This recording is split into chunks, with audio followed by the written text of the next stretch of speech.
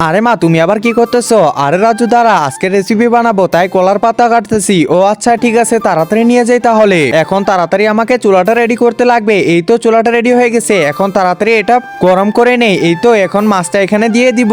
আরে না বন্ধুরা, এখনই মাছটা দিব না, তার আগে এই যে মাছটার মধ্যে কিছু মশলা দিয়ে দিতে লাগবে, না হলে মাছটা তো তেমন একটা স্বাদ করবে না। এই তো মশলাটা মাখানো হয়ে গেছে, এবার এটাকে ভালো করে প্যাক করতে লাগবে আমাকে। এই তো চুলাটাও রেডি হয়ে গেছে, প্রথমে মাছটা এখানে রেখে দিব। এরপর আরেকটু ভালো করে মশলাটা মাখিয়ে নিতে লাগবে। এই তো মাখানো হয়ে গেছে, এরপর কলার পাতাটা ভালো করে ঢেকে দিব। এরপর এই যে এটার ভিতরে রেখে ভালো করে প্যাক করে নিব।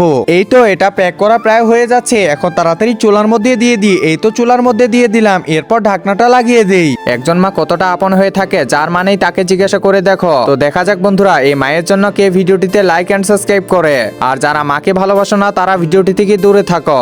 কিছুক্ষণের মধ্যেই আমাদের রেসিপি রেডি হয়ে যাবে। আরে মা, হয়ে গেছে মনে হয়, তাড়াতাড়ি বের করো। আচ্ছা ঠিক আছে রাজু। আরে বা, দেখতে তো অনেক ভালো হয়েছে, খেতেও মনে হয় অনেক স্বাদ করবে।